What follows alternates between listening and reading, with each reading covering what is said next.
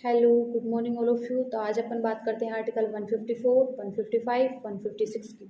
तो आर्टिकल 154 में है राज्यपाल राज्य का कार्यपालक प्रमुख होता है। 155 में है उसकी नियुक्ति जो कि राष्ट्रपति द्वारा केंद्रीय सरकार की सिफारिश पे की जाती है। आर्टिकल 156 की बात करें तो उसमें कार्यकाल दे रखा है। उसके क्लोज 1 में दे रखा है कि राष्ट्रपति के प्रसाद पर्यंत कार्य करेगा। आर्टिकल 156 के क्लोज 2 में दे रखा है कि इस्तीफा वो राष्ट्रपति को देगा। 156 के क्लोज 3 में दे रखा है कि उसका कार्यकाल 5 वर्ष होगा। इसके साथ ही कुछ फैक्ट हैं, उनकी बात कर लेते हैं। जैसे कार्यवाहक राज्यपाल की नियुक्ति है वो राष्ट्रपति के द्वारा की जाती है, और राज्यपाल जो है वो कार्यवाहक राज्यपाल के रूप में भी शपथ लेता है। ऐसे कुछ फैक्ट है जिनका संविधान में कहीं भी उल्लेख नहीं है, उनकी बात करते हैं। जैसे राज्यपाल को हटाने का आधार और क्या प्रोसीजर होगी उसका संविधान में कहीं भी उल्लेख नहीं है। राज्यपाल का जो ट्रांसफर है वो राष्ट्रपति के द्वारा किया जाता है, लेकिन इस बात का भी संविधान में कहीं भी उल्लेख नहीं है।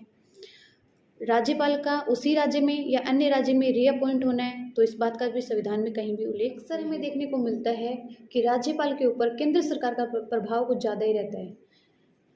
इसके संदर्भ में सुप्रीम कोर्ट ने अपने कुछ महत्वपूर्ण डिसीजन दिए हैं, कुछ वाद हैं। जैसे रघुकुल तिलक वाद 1979, उसमें कहा गया है कि राज्यपाल का पद जो है वो केंद्र सरकार के अधीन कोई रोजगार नहीं है। दूसरा वाद आता है रामेश्वर प्रसाद वाद, उसमें सुप्रीम कोर्ट ने निर्णय दिया कि जो राज्यपाल है उसके पद की नियुक्ति एक प्रोसीजर के द्वारा की जानी चाहिए। बात करते हैं सुप्रीम कोर्ट के सबसे महत्वपूर्ण निर्णय की, जो कि केजरीवाल कृष्ण पीठ द्वारा 2010 में बीपी सिंघल वर्सेस भारत सरकार वाद में सुनाया गया। उसमें कहा गया है कि राष्ट्रपति द्वारा राज्यपाल को जानबूझ के निष्कासित नहीं किया जा सकता। आज के लिए इतना ही। Thank you so much. Next video में अपन बात करेंगे आर्टिकल 157 की।